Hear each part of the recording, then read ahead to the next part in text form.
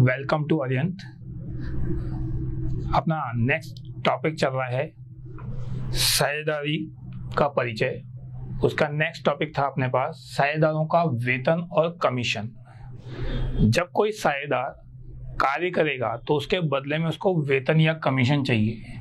तो साझेदारी संलेख के अभाव में फर्म के किसी भी साझेदार को कोई कार्य के बदले में किसी भी तरह का वेतन और कमीशन प्राप्त करने का अधिकार नहीं होता।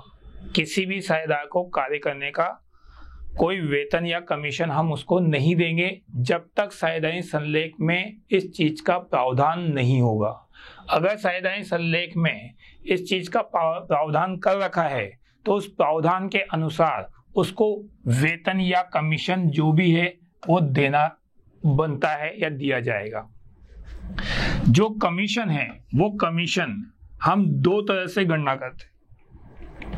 अगर सिंपली कमीशन को 2000, 5000, 10,000 रुपए के हिसाब से देना है तो ठीक है, लेकिन अगर कमीशन की दर दे रखी है और वो दर आपके पास प्रॉफिट पर अप्लाई करनी है, लाभ पर अप्लाई करनी है, तो लाभ पर अप्लाई करने के लिए हमें यह देखना पड़ेगा कि लाभ कौन सा चाहिए।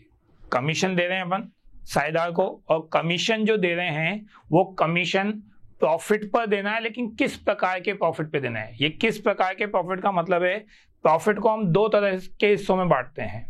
ऐसा प्रॉफिट जो कमीशन देने से पहले वाले पर अप्लाई करना है आपको, या फिर कमीशन घटाने के बाद वाले प्रॉफिट पर आपको कमीशन देना है। ये क्या कंडीशन है, उसके लिए हमारे पास दो है। हमारे पास जो कमीशन की दर है वो कमीशन देने से पूर्व के लाभ पर अप्लाई करनी है। तो पूर्व के लाभ पर अगर अप्लाई करनी है तो उस कंडीशन में कमीशन को निकालने के लिए हमारे पास नेट प्रॉफिट चाहिए कमीशन घटाने से पहले का, और उस पर दर अप्लाई करेंगे तो रेट अपॉन 100 ये अप्लाई कर देंगे अपन, दर अपॉन 100 के दर। तो हमारे पास जो प्रॉफिट की रेट है वो कमीशन घटाने से पूर्व के लाभ पर है, तो उस पूर्व के लाभ पर रेट अपॉन 100 के द्वारा इसको अप्लाई किया जाएगा। लेकिन अगर हमारे पास दर जो है वो कमीशन घटाने के पश्चात वाले लाभ पर अप्लाई करनी है, कमीशन की जो रेट दे रखी है आपको 10%, 15%, वो कमीशन घटाने के बाद वाले लाभ पे अप्लाई करनी है। तो कमीशन घटाने के बाद वाले लाभ पे अप्लाई करनी है तो कमीशन निकालने का जो सूत्र लगेगा वो शुद्ध लाभ यानी नेट प्रॉफिट कमीशन घटाने से पूर्व के लाभ का, आफ्टर नहीं बिफोर। तो नेट प्रॉफिट चाहिए हमें before commission, rate 100 plus rate, यानी अगर आपके पास 8% दे रखा है तो 8 100 प्लस 8 कर देंगे, यानी आप इसको 8/108 लिखोगे। तो आपको यह ध्यान रखना है कि कमीशन घटाने के पश्चात वाले प्रॉफिट पर लगाना है, तो फिर आपको ये rate upon 100 plus rate apply करना है। और अगर कमीशन घटाने से पूर्व वाले वेतन पे करना है तो फिर आपको रेट अपॉन 100 ही क्या करना है, अप्लाई करना है। कमीशन की अकाउंटिंग अगर अपन कर रहे हैं तो कमीशन जो साझेदारों को दे रहे हैं वो लाभों का नियोजन का हिस्सा है, और लाभों का नियोजन का हिस्सा है तो इसे अपन लाभ हानि नियोजन खाते के डेबिट पक्ष में लिखते हैं। और जो साझेदारों का हम कैपिटल अकाउंट बनाएंगे उस कैपिटल अकाउंट में पूंजी खाते में या चालू खाते में किस साइड दिखाया जाएगा, वो क्रेडिट साइड दिखाया जाएगा। तो हमारे पास इस तरह से दर्शाया जाता है कमीशन को। कमीशन की हमारे पास एंट्री भी है कि एक पार्टनर्स को जो सैलरी या कमीशन मिल रहा है उसकी जर्नल एंट्री कैसे बनाते हैं। तो जर्नल एंट्री बनाने के लिए पार्टनर्स का नाम, पार्टनर्स सैलरी या पार्टनर्स कमीशन डेबिट करेंगे अपन टू पार्टनर्स करंट अकाउंट। अगर आपके पास स्थिर विधि है तो चालू अकाउंट में आएगा, चालू खाता जो होता है हमारा, और अगर परिवर्तनशील विधि है तो पार्टनर्स कैपिटल अकाउंट आएगा, पूंजी खाता आएगा आपका। ये जो सैलरी या कमीशन का खर्चा है ये ट्रांसफर करते हैं अपन, हस्तांतरण करते हैं, और हस्तांतरण कौन से अकाउंट में करते हैं, प्रॉफिट एंड लॉस एप्रोप्रिएशन में, लाभ हानि नियोजन खाते में। तो P&L appropriation debit to partners salary या पार्टनर्स कमीशन। तो ये सैलरी और कमीशन P&L एप्रोप्रिएशन में लाभ हानि नियोजन खाते का पक्ष है, तो ये उसमें क्या हो जाएगा, आपका ट्रांसफर हो जाएगा। नेक्स्ट पॉइंट पे आते हैं अपन, जो हमारे पास साझेदार हैं उन साझेदार के द्वारा फर्म को ब्याज दिया जा रहा है, साझेदार द्वारा फर्म को क्या दिया जा रहा है, लोन दिया जा रहा है। और लोन देंगे तो जहां लोन की बात होती है वहां ब्याज की बात जरूर होती है। तो अगर कोई साझेदार द्वारा फर्म को ऋण दिया गया है, फर्म को ऋण दिया जा रहा है, तो एक निश्चित दर से उस पर ब्याज जरूर दिया जाएगा। लेकिन यहां भी वही कंडीशन है कि या तो ब्याज की दर साझेदारी संलेख में दे रखी हो तो ठीक है, जो साझेदारी संलेख में दे रखा है उसके हिसाब से ब्याज दे देंगे। लेकिन अगर साझेदारी संलेख में नहीं दे रखी तो फिर हम उस कंडीशन में ऋण पर जो ब्याज देंगे वो ऋण पर ब्याज 6% प्रति वर्ष के आधार पर दिया जाएगा। ठीक है, साझेदारी संलेख में नहीं दे रखी तो उसके आधार पर हम 6% देंगे। जो हमारा ऋण पर ब्याज दिया जाता है वो ऋण पर ब्याज लाभों का नियोजन नहीं माना जाता, वो लाभों का प्रभार माना जाता है। प्रभार का मतलब हम खर्चा मान रहे हैं, और खर्चा मान रहे हैं तो फिर उस कंडीशन में उसको हम लाभ हानि खाते से चार्ज करते हैं। प्रॉफिट एंड लॉस एप्रोप्रिएशन में नहीं आएगा, किसमें आएगा, आपका प्रॉफिट एंड लॉस अकाउंट में आएगा। तो प्रॉफिट एंड लॉस अकाउंट में से के डेबिट पक्ष में उसे क्या करा जाएगा, आपका लिखा जाएगा, क्योंकि ऋण पर ब्याज को हम क्या मान रहे हैं, लाभों का प्रभार मान रहे हैं। इसके अलावा जो लाभ हानि का ब्याज है उस ब्याज को हम P&L में लाभ हो या हानि हो हर हाल में हमारे पास ब्याज को क्या करा जाता है, घटाया जाता है। लाभ होगा तब भी घटाना है, हानि होगी तब भी घटानी है आपको। नेक्स्ट पॉइंट पे आते हैं कि इनकी जर्नल एंट्री कैसे बनती है। बैंक से लोन लेते हैं अपन या किसी अदर पर्सन से लोन लेते हैं तो लोन लेने की एंट्री ऐसा आ रहा है आपके पास, बैंक डेबिट टू पार्टनर से लोन लिया तो पार्टनर्स लोन, ये एंट्री बन जाएगी हमारे पास। तो आपके पास कौन सा अकाउंट खुला है, यहाँ पे कौन सा अकाउंट खुला है, यहाँ पे पार्टनर्स लोन अकाउंट। तो हमारे पास जो पार्टनर लोन अकाउंट खुला हुआ है उस लोन अकाउंट में ही इंटरेस्ट ट्रांसफर होगा, पार्टनर्स कैपिटल या करंट अकाउंट में ट्रांसफर नहीं होगा। तो इंटरेस्ट की जब एंट्री बनाएंगे अपन तो इंटरेस्ट यानी ऋण पर जो ब्याज लगा रहे हैं उसकी एंट्री बन रही है interest on partners loan account debit to partner loan. और ये जो ब्याज है, जैसे मैंने कहा था, ब्याज का जो खर्चा है वो हर हाल में, चाहे फर्म को लाभ हो रहा हो चाहे फर्म को हानि हो रही हो, हर हाल में चार्ज होगा। तो ये जो इंटरेस्ट का खर्चा है ये P&L एप्रोप्रिएशन में नहीं जाएगा, प्रॉफिट एंड लॉस अकाउंट में जाएगा। तो हमारी ट्रांसफर करने की जो एंट्री है, लाभ हानि खाते को हस्तांतरित करना है हमें, तो उसको हस्तांतरित करने की entry profit and loss account debit हो रहा है आपका, और to interest on partners loan क्या हो जाएगा, आपका क्रेडिट हो जाएगा। तो ये चीज आपको ध्यान रखनी है कि इंटरेस्ट का अकाउंट जो है वो प्रॉफिट एंड लॉस अकाउंट में ट्रांसफर होगा यहाँ पे। इसके लिए नीचे एक नोट बना के भी दे रखा है, साझेदारों का जो ऋण पर ब्याज है वो पूंजी खाते में क्रेडिट नहीं होगा। यही बात हम समझा रहे थे अभी, क्रेडिट नहीं होगा। इसके लिए आपको ऋण खाता अलग से बनेगा जिसमें हमें उसको ट्रांसफर करना है। तो एक पार्टनर्स लोन अकाउंट बनता है, उसमें आपको इंटरेस्ट दर्शाना है, पार्टनर्स कैपिटल अकाउंट में शो नहीं होगा, वहां नहीं दर्शाएंगे अपन। नेक्स्ट पॉइंट पे आते हैं अपन, जो हमारे पास प्रॉफिट है उस प्रॉफिट पर कमीशन किसको दे रहे हैं अपन, मैनेजर को दे रहे हैं। अभी थोड़ी देर पहले हमने बात कही थी कि प्रॉफिट पर कमीशन पार्टनर्स को दे रहे हैं, अब अपन बात कर रहे हैं कि प्रॉफिट पर कमीशन किसको दे रहे हैं अपन, मैनेजर को दे रहे हैं। तो मैनेजर को जो कमीशन देंगे वो फर्म का लाभ का क्या माना जाएगा, प्रभार माना जाएगा। यानी फर्म मैनेजर को कमीशन देगी तो प्रॉफिट हो या लॉस हो, फर्म के लिए एक खर्चा है और वो खर्चा प्रॉफिट एंड लॉस में दर्शाया जाएगा। तो प्रॉफिट एंड लॉस में दर्शाया जाएगा आपके पास।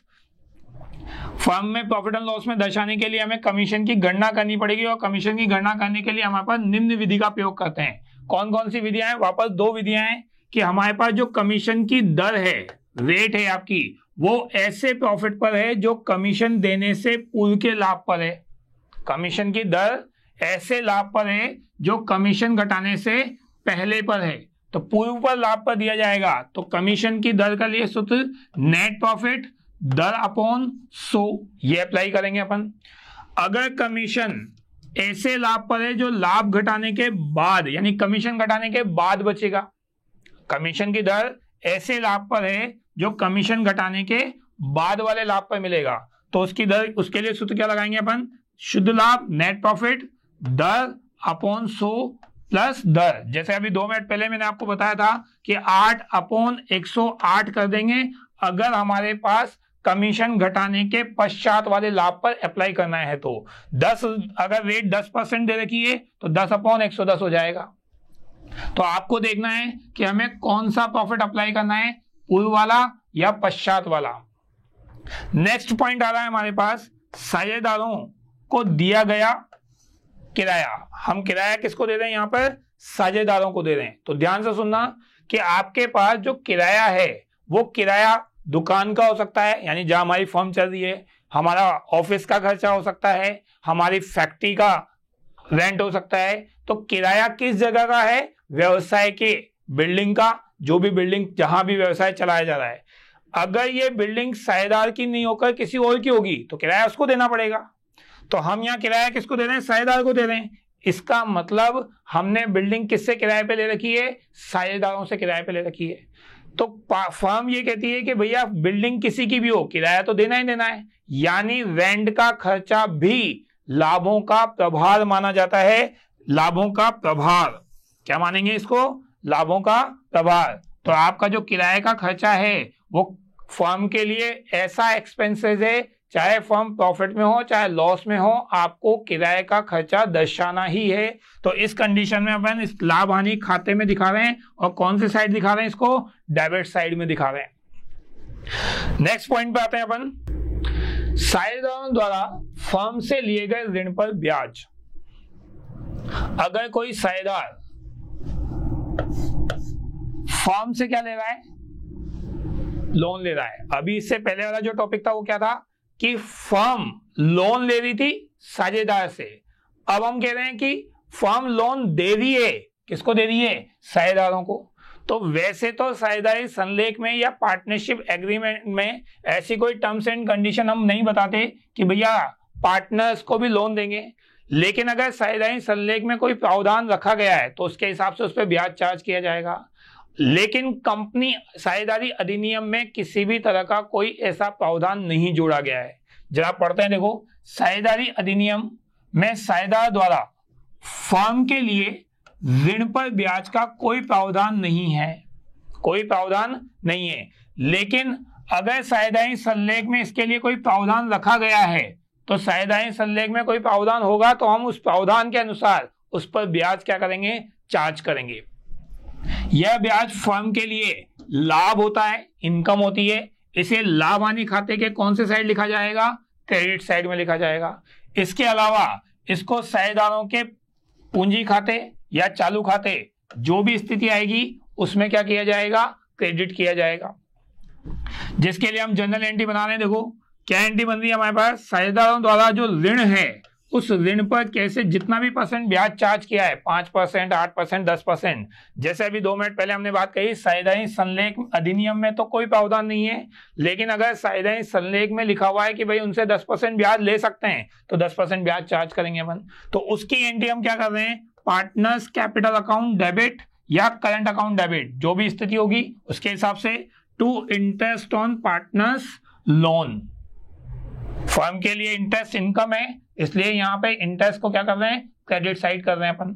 ये इंटरेस्ट का खर्चा ट्रांसफर करोगे आप, और ट्रांसफर लाभ हानि खाते में करना है, जैसा अभी हमने बात कही। तो इसको इंटरेस्ट को P&L में ट्रांसफर करने की एंट्री यहाँ क्रेडिट हो रहा है, ये डेबिट हो जाएगा आपका। Interest on partners loan debit to profit and loss account, यानी हम प्रॉफिट एंड लॉस अकाउंट में इसको क्या कर देंगे, ट्रांसफर कर देंगे। नेक्स्ट पॉइंट पे आते हैं हम। अब हमारे पास एक सवाल है जिसमें ऑलमोस्ट जितनी भी हमने चीजें पढ़ी है उनको कवर करने की बात करी है अपन ने। तो क्या है, देखो एक सिंपल सा एग्जांपल है, ABC 3 पार्टनर हैं जो 1 अप्रैल 2020 को एक व्यवसाय हेतु साझेदारी फर्म स्थापित करते हैं, जिनकी पूंजी क्रमशः 50,000, 40,000 और 30,000 रुपए, तीनों पार्टनर की पूंजी दे रखी है। ए पार्टनर की पूंजी जो है वो 50,000 है, ए पार्टनर की पूंजी 50,000 है, बी पार्टनर की पूंजी 40,000 है, सी पार्टनर की पूंजी कितनी है हमारे पास 30,000 रुपए दे रखी है। लाभ और हानि को 3:2:1 में बांटते हैं। इस चीज को समझ लेना कि हमारे पास जो पार्टनर है वो 3 है, तो तीनों पार्टनर को लाभ और हानि बांटना है अपने को। तीनों पार्टनर को लाभ हानि बांट रहे हैं तो 3:2:1 के अनुपात में बांट रहे हैं। 3, 2, 5 और 1 6, तो इनका लिखते हैं ए का हिस्सा 3/6, बी का हिस्सा 2/6, ए और सी का हिस्सा 1/6। तीनों का टोटल नीचे लिखा जाता है। तो ए का हिस्सा जब बोलेंगे तो 3/6 बोलेंगे, बी का हिस्सा बोलेंगे तो 2/6 बोलेंगे, सी का हिस्सा बोलेंगे तो 1/6 बोला जाएगा। इसके अलावा हमारे पास साइड संलेख में क्या क्या दे रखा है, देखो पूंजी पर 6% वार्षिक दर से ब्याज दिया जाएगा। ए को प्रति माह 1 महीने का 1,000 रुपए वेतन देंगे। बी को प्रति वर्ष 5,000 रुपए क्या दिया जाएगा, कमीशन दिया जाएगा। इस सवाल में कमीशन की दर नहीं दे रखी, हमें कमीशन की राशि दे रखी है। तो राशि दे रखी है, इसका मतलब आपको कमीशन निकालने की जरूरत नहीं, निकाल के दे रखा है। आहरण, ए पार्टनर ने जो आहरण किया वो 6,000 रुपए किया है, बी ने 4,000 रुपए किया है और सी ने 2,000 रुपए का आहरण किया है। उस आहरण का ब्याज भी आपको निकाल के दे रखा है। लास्ट सेशन में हमने इंटरेस्ट ऑन ड्राइंग्स निकालना देखा था कि किस तरह से निकालते हैं, साधारण विधि से या फिर गुणनफल विधि से। लेकिन यहाँ पे हमें ब्याज निकाल के दे रखा है, ए का 270, बी का 180 और सी का 90 रुपए।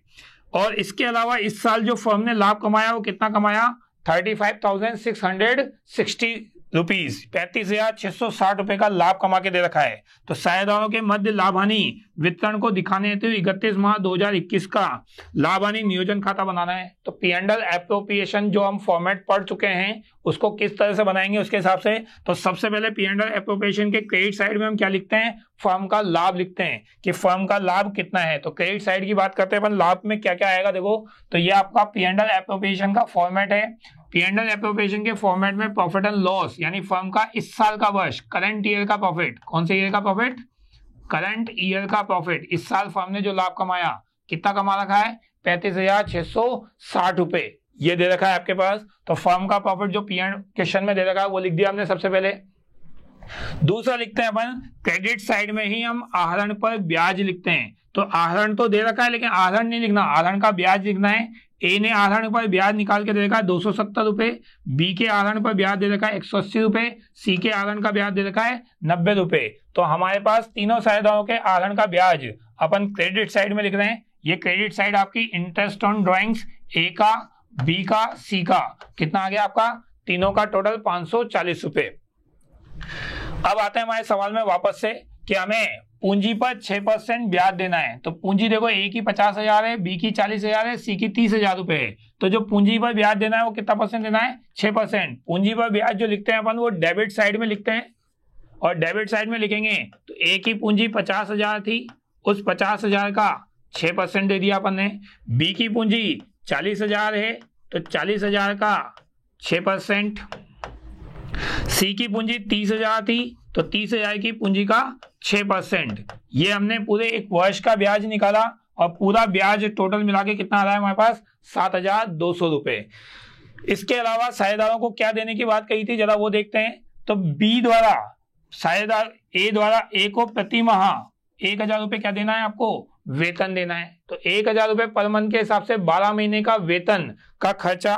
तो वेतन का खर्चा दे रहे हैं अपन 1,000 रुपए पर मंथ और वो भी 12 महीने का दोगे तो कितना आ जाएगा आपका, 12,000 रुपए। इसके बाद आते हैं अपन थर्ड पॉइंट पे, बी को 1,000 रुपए प्रति वर्ष, सॉरी 1,000 नहीं है, प्रति वर्ष 5,000 रुपए का क्या देना है, कमीशन देना है। तो बी को कमीशन दे रहे हैं तो कमीशन का खर्चा भी आपके पास डेबिट साइड में आएगा आपका। तो बी का जो कमीशन है वो 5,000 रुपए लिख दिया आपने। तो जो जो सवाल में दे रखे थे हमारे पास पॉइंट वो हमने पूरे करे। अब हमारे पास जो लाभ बचेगा वो ए का 3/6, बी का 2/6 और 1/6 ये प्रॉफिट निकालना है। तो लाभ कैसे निकालेंगे जरा देखो, क्रेडिट साइड का टोटल लोगे आप तो आपके पास 35,640 में से 540 घटाओगे तो कितना आएगा आपका, 36,200। इस 36,200 में से इन तीनों का टोटल यानी यहां तक का जो टोटल आ रहा है आपका, उस टोटल को 24,200 को 36,200 में से घटाओगे और घटाने के बाद कितना प्रॉफिट आ जाएगा आपका 12,000 रुपए। 36,200 माइनस 24,200 घटाएंगे तो हमारे पास प्रॉफिट आ जाएगा 12,000। ये 12,000 तीनों साझेदारों को बांटना है। अभी अभी हमने रेशो पढ़ा था, ए का रेशो था 12,000 में 3/6 हिस्सा, बी का हिस्सा था 12,000 में 2/6 हिस्सा, सी का हिस्सा था 12,000 में 1/6 हिस्सा। तो ए का प्रॉफिट 6,000 आ जाएगा, बी का प्रॉफिट 4,000 आ जाएगा, सी का प्रॉफिट 2,000 रुपया जाएगा। तो इस तरह से हमें पूरा एक profit and loss appropriation account तैयार करना होता है। सवाल की इंफॉर्मेशन में जो चीजें निकाल के दे रखी है ठीक है, जो चीजें नहीं दे रखी वो आपको निकालनी पड़ती है। अब आता है अपन नेक्स्ट टॉपिक पर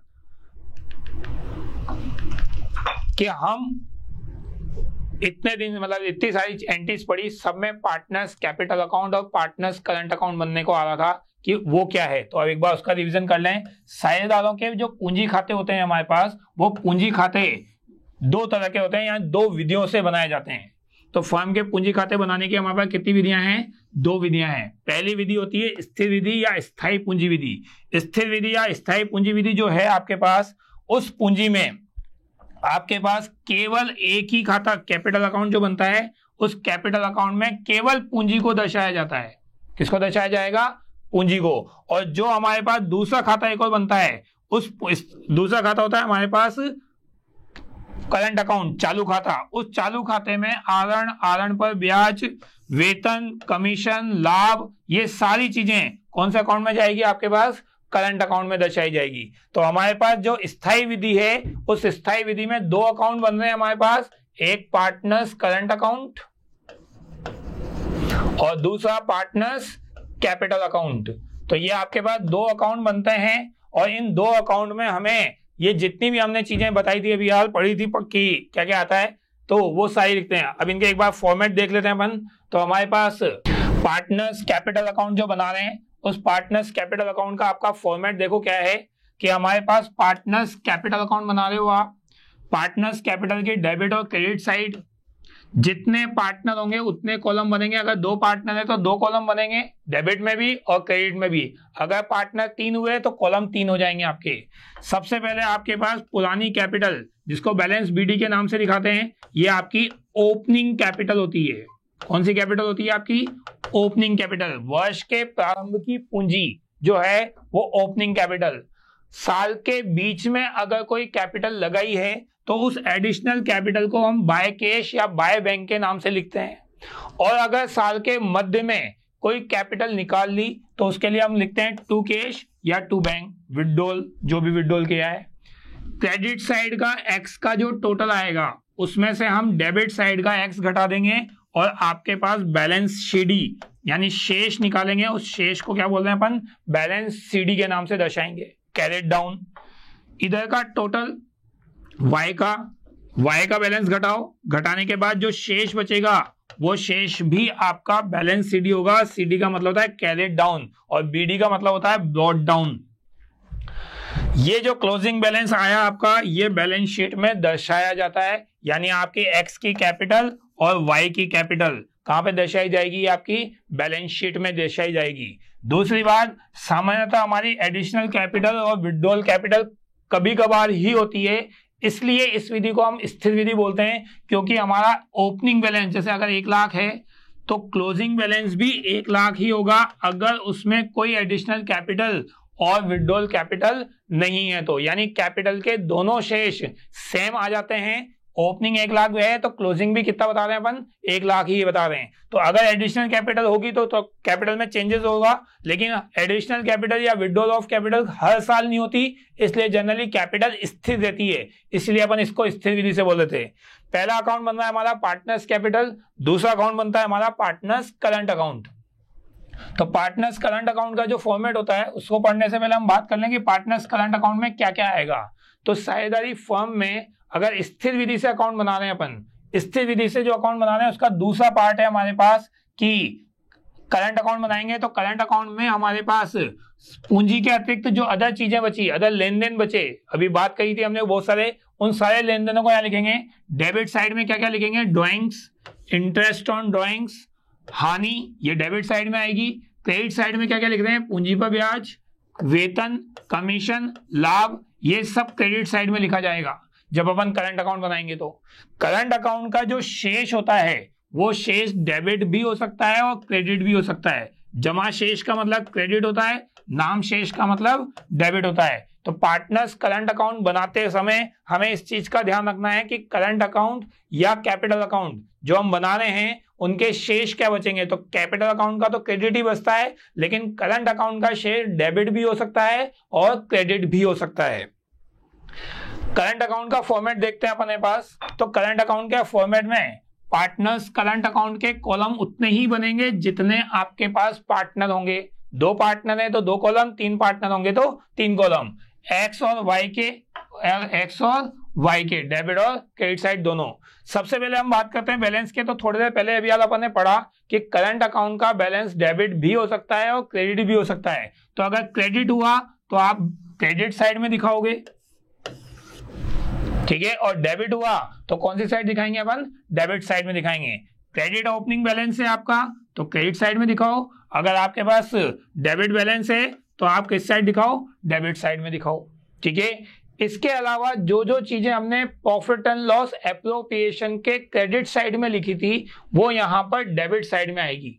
sorry, partners capital account P&L appropriation के डेबिट साइड में लिखी थी वो यहां पे किस साइड आएगी, आपकी क्रेडिट साइड में आएगी। तो interest on capital, commission, salary, profit जो P&L एप्रोप्रिएशन में आपने बांटा है, ये सारी चीजें हमने P&L एप्रोप्रिएशन के क्रेडिट साइड में डेबिट साइड में लिखी थी। यहां किस साइड लिखनी है आपको, क्रेडिट साइड में लिखनी है आपको। डेबिट साइड में क्या क्या आएगा, drawings, interest on drawings, profit and loss, ये सारी चीजें आएगी। टोटल लगाओ, आपके पास जो बैलेंस बचेगा वो बैलेंस मैं अभी थोड़ी देर पहले ही बोल चुका हूं। आपके पास करंट अकाउंट का शेष, ये जो शेष बच रहा है ये शेष आपके पास क्रेडिट बैलेंस कहलाएगा, और इधर शेष जो बचेगा वो कौन सा शेष कहलाएगा, आपका डेबिट शेष कहलाएगा। तो करंट अकाउंट का बैलेंस दोनों में से एक ही आएगा, या तो डेबिट ही आएगा या क्रेडिट आएगा, लेकिन कोई सा भी आ सकता है। करंट अकाउंट का शेष पहले से डिसाइडेड नहीं होता।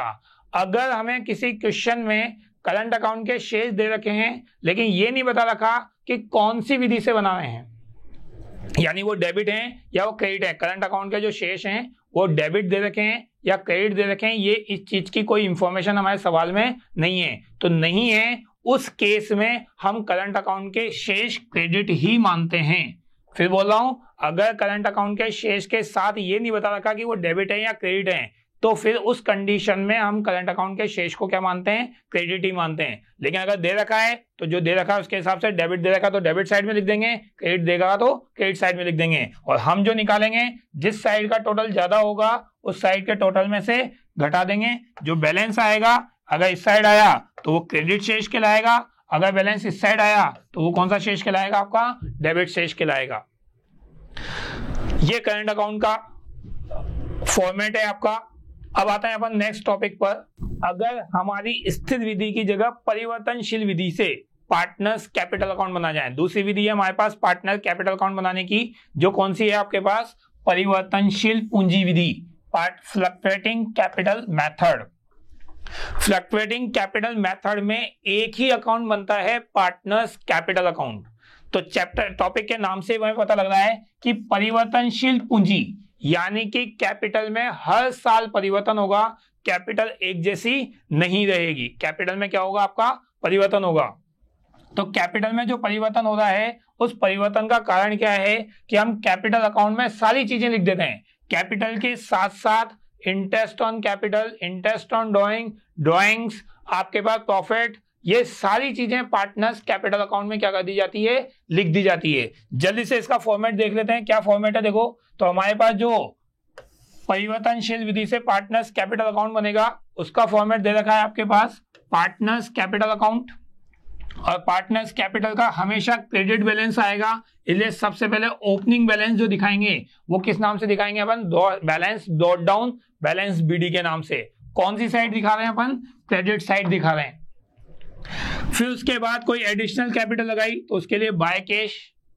अगर साझेदारों को पूंजी पर ब्याज दे रहे हैं तो पूंजी पर ब्याज क्रेडिट साइड में आ जाएगा।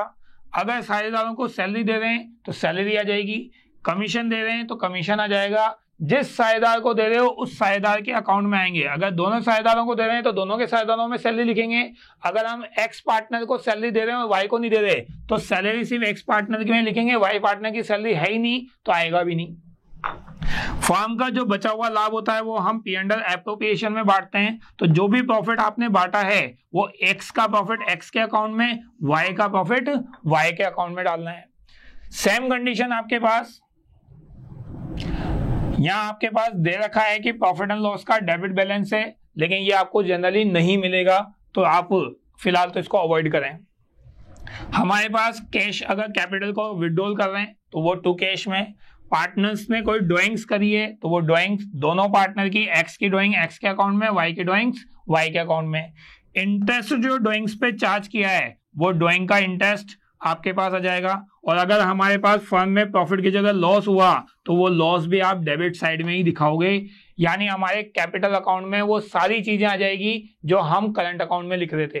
तो ये सारी चीजें लिखो और लिखने के बाद बैलेंस सीडी के यानी शेष निकालो। आपके पास शेष जनरली क्रेडिट ही आते हैं, डेबिट नहीं आते। जनरली क्या आते हैं आपके, क्रेडिट ही आते हैं। तो ये जो बैलेंस होंगे आपके पास, ये बैलेंस आपके बैलेंस शीट में चले जाएंगे। यानी इन बैलेंस को कहां दिखाना है आपको, बैलेंस शीट में। जब आप आगे बैलेंस शीट बनाना सीखोगे तो ये बैलेंस कहां चले जाएंगे, आपके बैलेंस शीट में चले जाएंगे। तो दो विधि से हमारे पास कैपिटल अकाउंट बन रहा है, एक स्थिर विधि से और एक परिवर्तनशील विधि से। स्थिर विधि के कैपिटल अकाउंट में सिर्फ कैपिटल आ रही है, जबकि परिवर्तनशील विधि में कैपिटल हर साल क्या हो जाती है, परिवर्तित हो जाती है। ये सवाल आपके लिए छोड़ता हूं। हम नेक्स्ट टॉपिक पे आते हैं कि स्थिर विधि और परिवर्तनशील विधि में क्या अंतर है। तो स्थिर विधि और परिवर्तनशील विधि में जो अंतर है उनकी बात करते हैं अपन। स्थिर विधि में हमारे पास दो खाते खोले जा रहे थे, एक पूंजी खाता और एक चालू खाता, जबकि परिवर्तनशील विधि में केवल एक ही खाता खोला जाता है और वो कौन सा होता है आपका, capital account, partners capital account, पूंजी खाता। शेष की बात करें, बैलेंस की बात करें तो जो कैपिटल अकाउंट होता है उस कैपिटल अकाउंट का शेष हमेशा क्रेडिट होता है, जबकि परिवर्तनशील विधि में जनरली तो क्रेडिट ही होता है, लेकिन क्रेडिट या डेबिट दोनों हो सकता है अगर हमारे करंट कैपिटल अकाउंट में दे रखा है तो।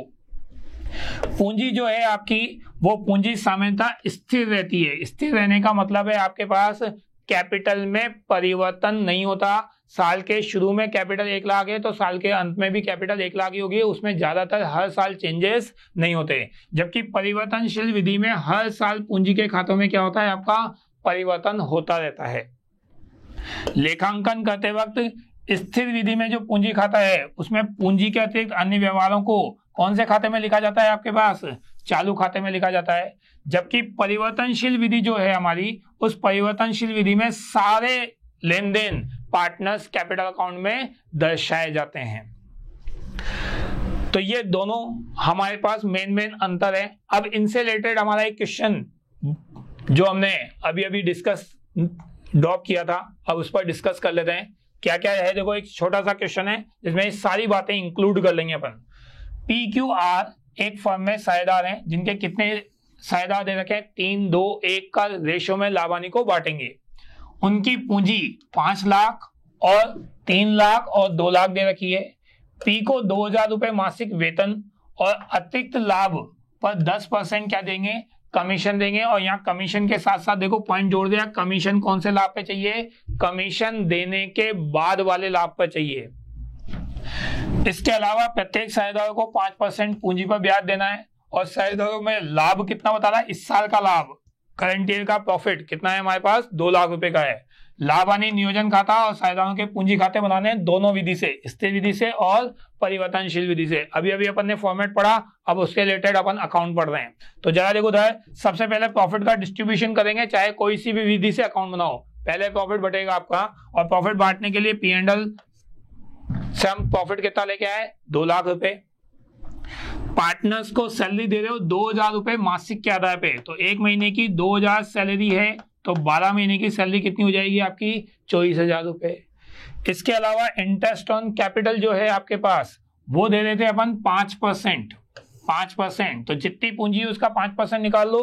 5 लाख की पूंजी है आपके पास, तो 5 लाख की पूंजी का 5%।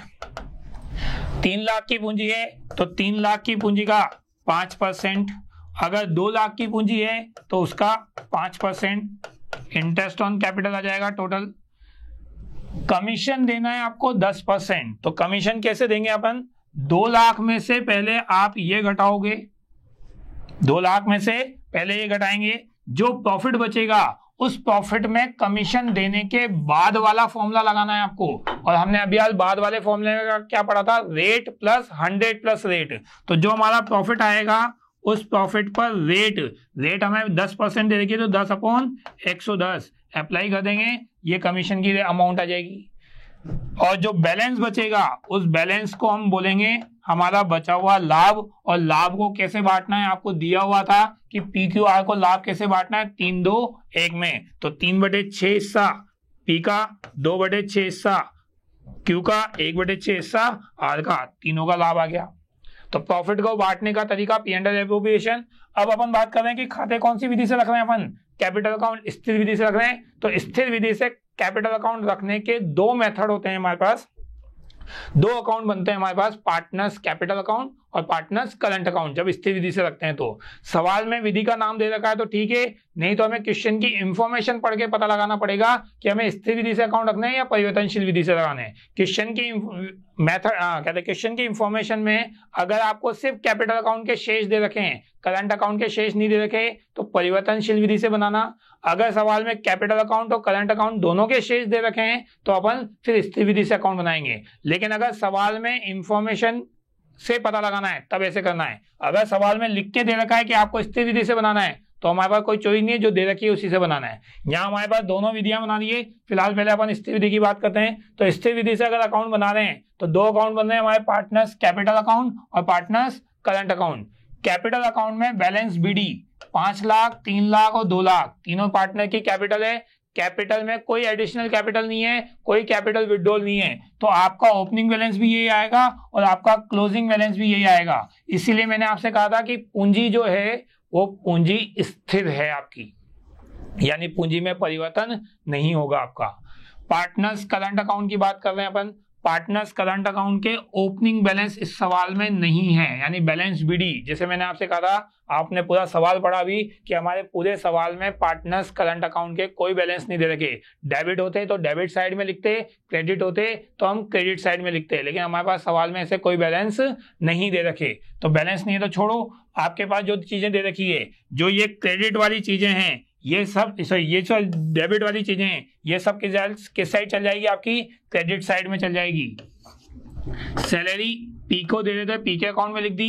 इंटरेस्ट ऑन कैपिटल आपके पास P का P के अकाउंट में, Q का Q के अकाउंट में, R का R के अकाउंट में। कमीशन P को दिया था तो P के अकाउंट में दे दिया। हमने जो बचा हुआ प्रॉफिट था वो तीनों पार्टनर को बांटा था 3:2:1 में, तो तीनों पार्टनर्स का प्रॉफिट तीनों के अकाउंट में अपना अपना प्रॉफिट लिख दिया।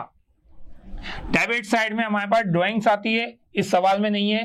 डेबिट साइड में इंटरेस्ट ऑन ड्राइंग आती है, इस सवाल में नहीं है। तो नहीं है तो इधर का टोटल लगाया और ये बैलेंस आ गया आपका। ये जो बैलेंस निकल रहे हैं ये बैलेंस आपके बैलेंस शीट में लायबिलिटी साइड में ट्रांसफर हो जाएंगे।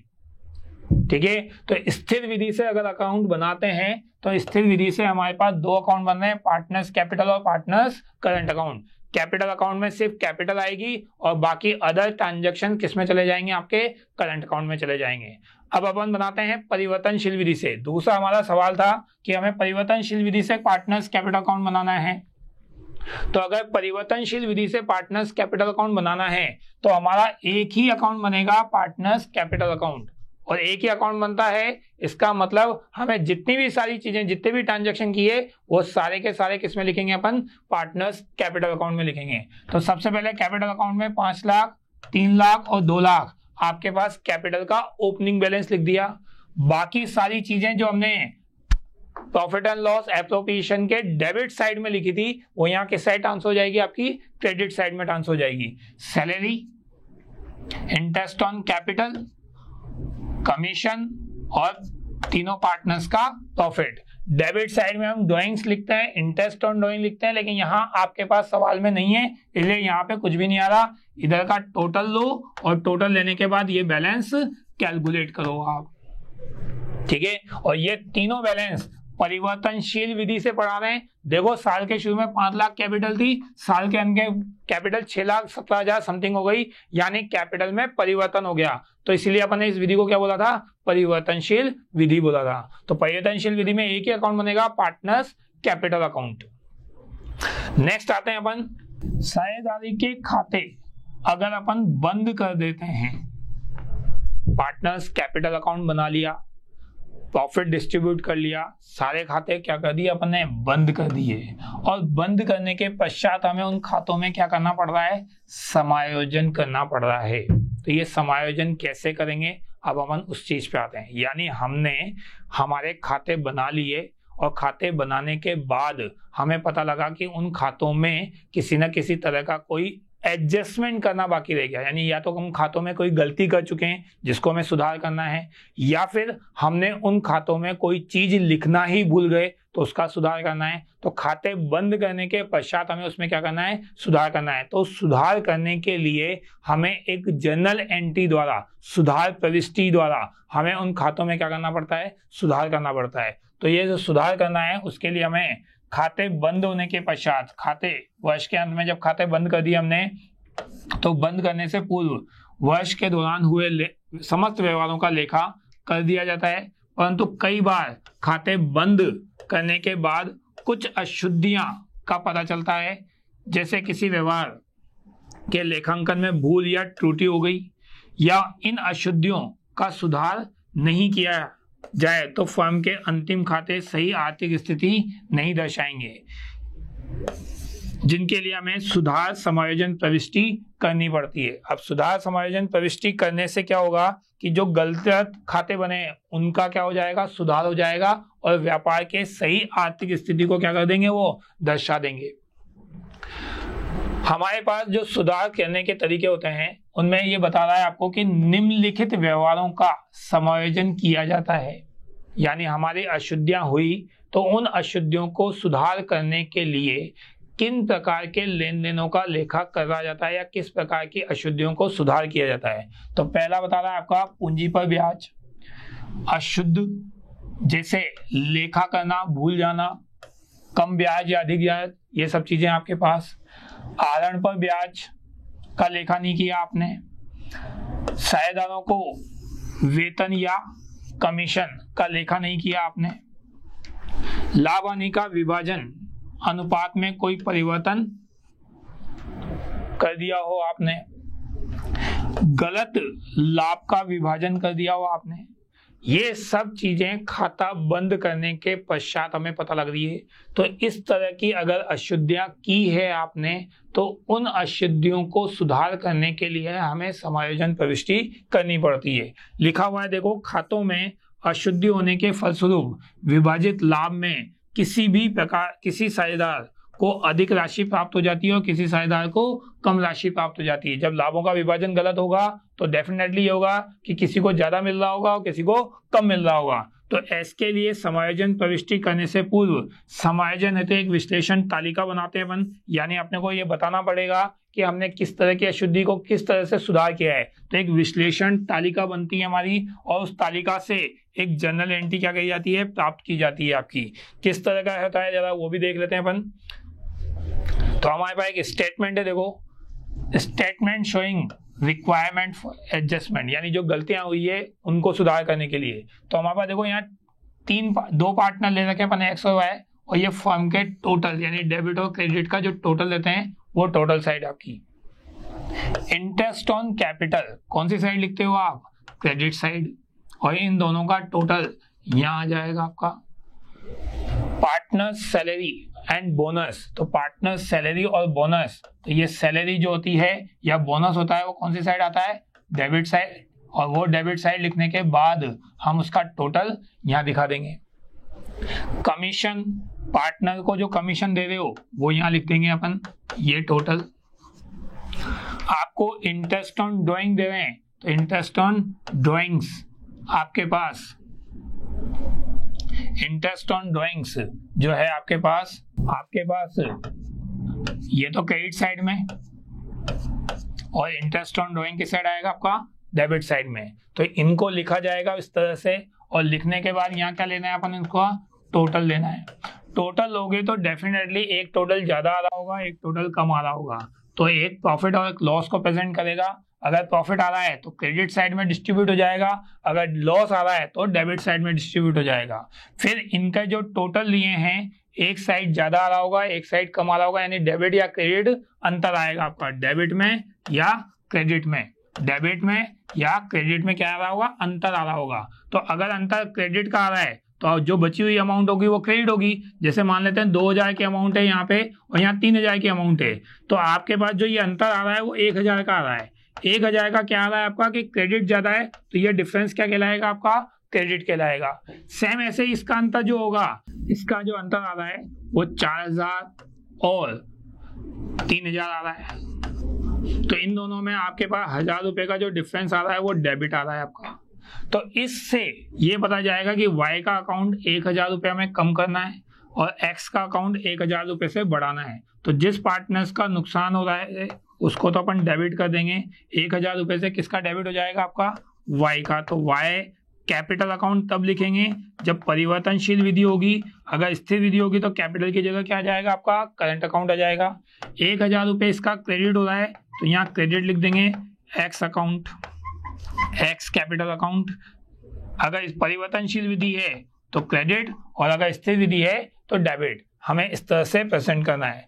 तो साझेदारों के जो भी हमारे पास अशुद्धियां होगी उन अशुद्धियों को आप इस टेबल में लिखना। उस टेबल से आपको डिफरेंस नजर आएगा कि एक साइड ज्यादा आ रही है, एक साइड कम आ रही है। उस अंतर को, उस डिफरेंस को आप कौन से अकाउंट में ट्रांसफर कर दोगे, एनटी में कन्वर्ट कर दोगे। कैपिटल अकाउंट में ट्रांसफर करना है या करंट अकाउंट में ट्रांसफर करना है वो आपकी विधि पर डिपेंड करेगा। अगर परिवर्तनशील विधि है तो कैपिटल अकाउंट में ट्रांसफर होगा, अगर स्थिर विधि है तो करंट अकाउंट में ट्रांसफर होगा आपका।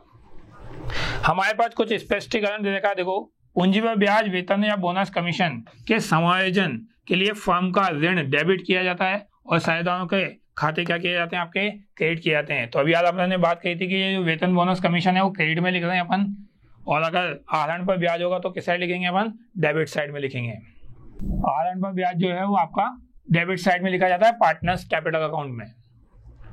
अब अपन बात कर रहे हैं एनटी। जैसे मैंने आपसे कहा था कि जो पार्टनर आपके पास है उसको, जिसको ज्यादा मिल गया उसको तो कम करो। हमें वाई को ज्यादा दे दिया था तो हमने एनटी में वाई को क्या करा, देखो क्रेडिट किया है, वाई को अपन ने डेबिट किया है क्योंकि उसको पहले ज्यादा मिल गया, और एक्स को क्या किया है, क्रेडिट किया है। तो अपन उसी के हिसाब से उसकी जनरल एंट्री बना देंगे कि हमारे पास यहाँ जो अकाउंट है पार्टनर्स है वो वाई अकाउंट तो डेबिट हो जाएगा और जो हमारे पास एक्स अकाउंट है वो क्रेडिट हो जाएगा। ये गेनिंग और सेक्रीफाइसिंग नहीं आएगा यहाँ पे। तो आपके पास 1000 रुपये से वाई अकाउंट डेबिट हो जाएगा और एक्स अकाउंट 1000 रुपये से क्या हो जाएगा, क्रेडिट हो जाएगा। उस तरह से हमारी जनरल एंट्री बनके क्या हो जाएगी, तैयार हो जाएगी। अब आते हैं अपन नेक्स्ट पॉइंट पे, साझेदारों के लाभ की प्रतिभूतियां या उसकी गारंटी। साझेदारों द्वारा साझेदार को लाभ की क्या दे रहे हैं अपन, गारंटी दे रहे हैं। साझेदार को जो लाभ दिया है उन्होंने, उस लाभ की क्या दे रहे हो आप, गारंटी दे रहे हो। तो अगर लाभ की गारंटी दे रहे हो तो उस गारंटी का हिसाब किताब कैसे होगा, हम ये बात कर रहे हैं। तो आपके पास गारंटी हम साझेदार को क्यों दे रहे हैं, क्योंकि हम साझेदार को ये कहना चाहते हैं कि भैया फर्म में रुको और हमारे पास आपकी जो गुडविल है उसका फायदा फर्म को मिलने दो। फर्म को मिलेगा पार्टनर्स की गुडविल का फायदा तो फर्म को ज्यादा लाभ होगा, और ज्यादा लाभ होगा तो सारे पार्टनर्स को बटेगा। ठीक है, तो हम ये चाहते हैं कि किसी पार्टनर को फर्म में रोकना चाहते हैं, रखना चाहते हैं, तो हम उसको लाभ की क्या दे देते हैं, गारंटी दे देते हैं। कभी कभी फर्म सभी साझेदारों में से किसी एक साझेदार को फर्म का यह अनुबंध होता है कि फर्म में चाहे लाभ हो या हानि हो, एक न्यूनतम लाभ के रूप में अवश्य उसको दिया जाएगा। ठीक है, जिस साझेदार से हम अनुबंध कर रहे हैं उसको हम ये मिनिमम लाभ की गारंटी दे रहे हैं कि चाहे फर्म को लाभ हो चाहे फर्म को हानि हो, आपको कम से कम लाभ तो दिया ही जाएगा। गारंटी कह रहे हैं हम इस चीज को, कि हम इस चीज की गारंटी दे रहे हैं। ये गारंटी साझेदारों द्वारा भी दी जा सकती है।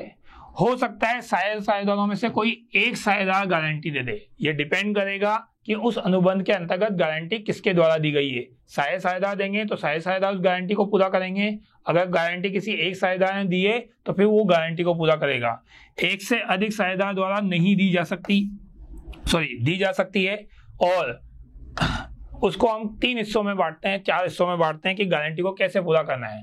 तो जरा देखो, आपके पास जो गारंटी है उस गारंटी में सबसे पहले सभी साझेदार द्वारा सामूहिक रूप से या फर्म द्वारा क्या दी जा रही है, आपकी गारंटी दी जा रही है।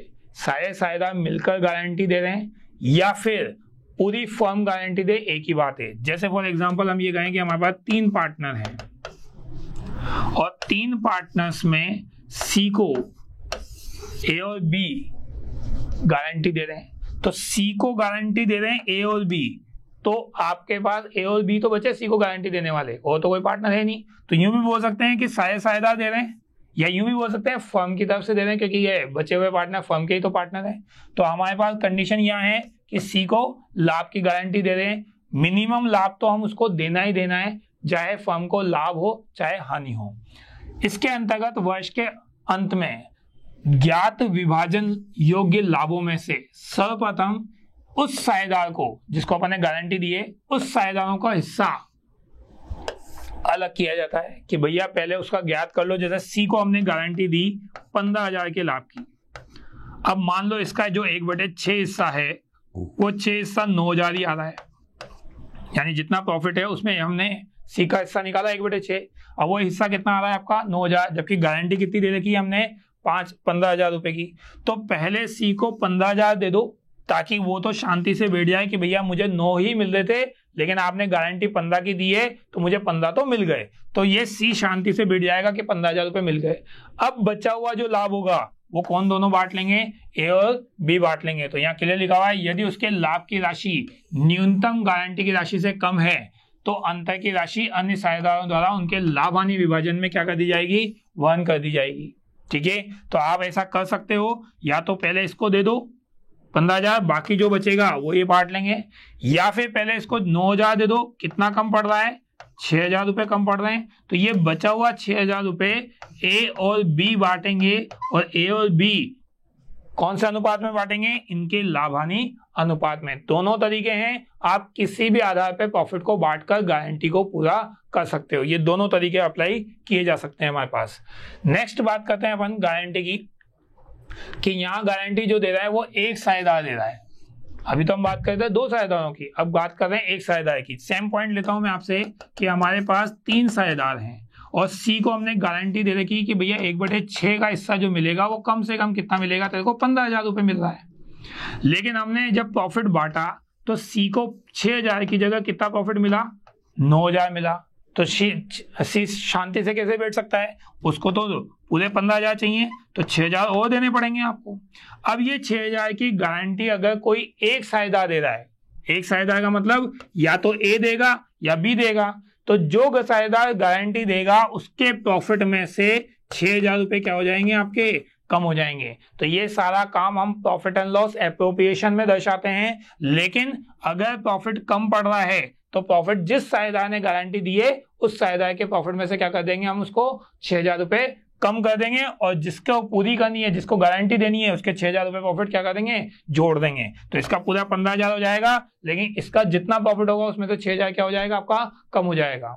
जरा पढ़ लेते हैं। देखो, जब किसी एक साझेदार द्वारा किसी अन्य साझेदार को न्यूनतम लाभ की गारंटी दी जाती है तो संबंधित साझेदार की गारंटी में कमी की राशि को उस साझेदार के द्वारा क्या किया जाता है, वहन किया जाएगा, जिसने क्या दी थी, गारंटी दी थी। तो यहाँ गारंटी कौन दे रहा है, ए दे रहा है, तो ए उस गारंटी को पूरा करेगा।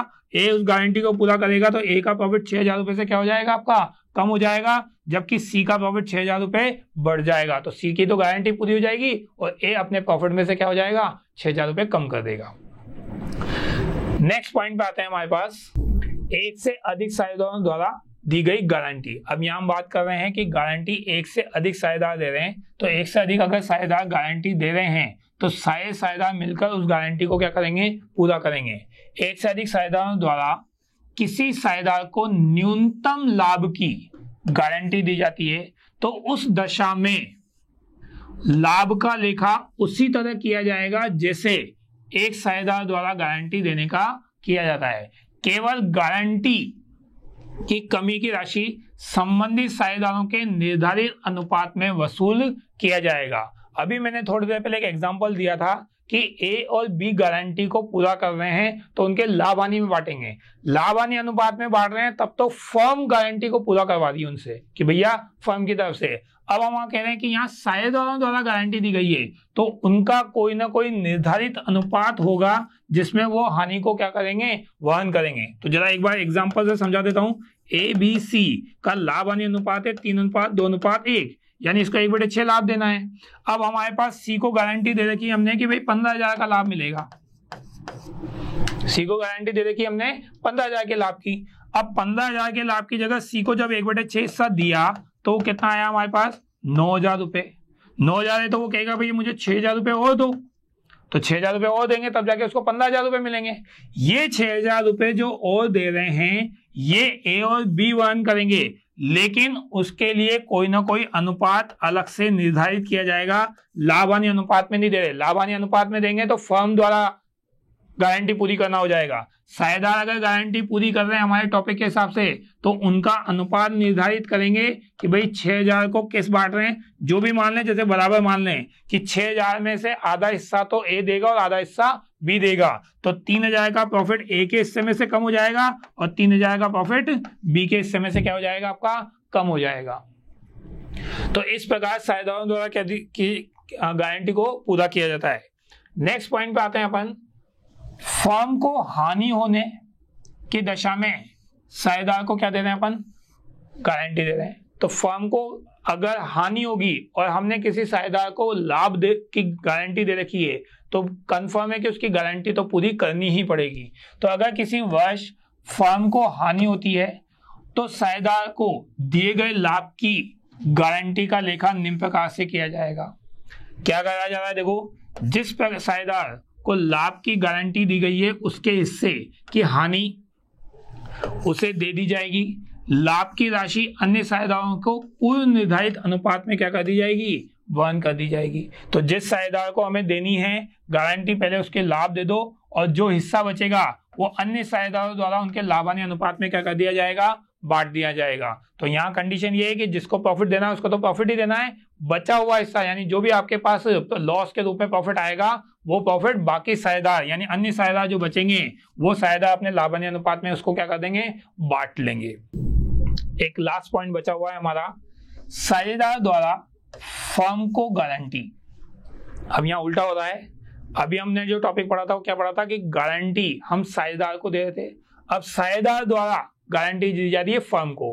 पहले फर्म गारंटी दे रही थी कि भैया आप फर्म में रहो, हम आपको लाभ देंगे, गारंटी प्रॉफिट की दे रहे थे। अब उल्टा हो रहा है, हम कह रहे हैं भैया आप हमें गारंटी दो कि आप पैसा कमा के दोगे। फर्म गारंटी मांग रही है पार्टनर से कि आपको हम फर्म में रखेंगे तो हमें क्या फायदा, तो फायदा इस चीज का कि भैया लाभ होना चाहिए आपकी वजह से।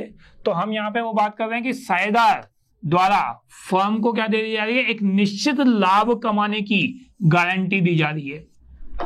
साझेदार गारंटी दे रहा है कि मैं आपकी फर्म में रहूंगा तो मुझे क्या होगा, आपकी फर्म को फायदा मिलेगा, ज्यादा प्रॉफिट होगा। तो यानी एक तरह से साझेदार गारंटी दे रहा है कि मेरी तरफ से इतना प्रॉफिट कमा के दूंगा। अब अगर साझेदार कमा के देगा तो फर्म के प्रॉफिट बढ़ेंगे ही बढ़ेंगे, लेकिन हम बात कर रहे हैं कि गारंटी दे रहा है, अगर कम पड़ गए तो बात यह है कि मान लो सी साझेदार है और सी साझेदार कह रहा है कि भाई मेरी तरफ से आपको 50,000 का प्रॉफिट होगा, पूरी फर्म को मैं अपनी तरफ से 50,000 का प्रॉफिट कमा के दूंगा, ठीक है। अब बाई चांस अगर आपके पास यहां सी की तरफ से जो प्रॉफिट हुआ वो 40,000 रुपए हुआ, तो गारंटी तो उसने 50,000 की दी थी ना, उसका प्रॉफिट कितना हुआ आपका 40,000 का हुआ। तो हम सी से उल्टा प्रॉफिट वसूल करेंगे पहले कि भैया पहले 10,000 रुपए दे।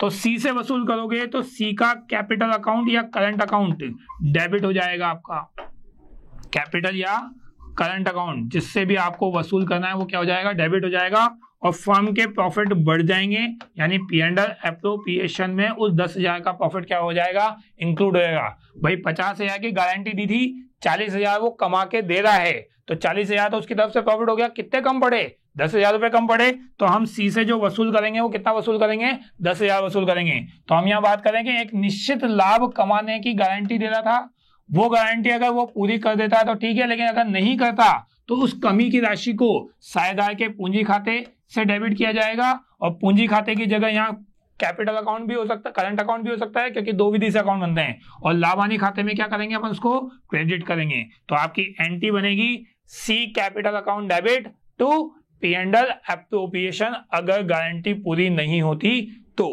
आ गई बात समझ में? तो ये हमारा लास्ट टॉपिक था इस चैप्टर का, हमने इसको आज कंप्लीट कर दिया रिवीजन में।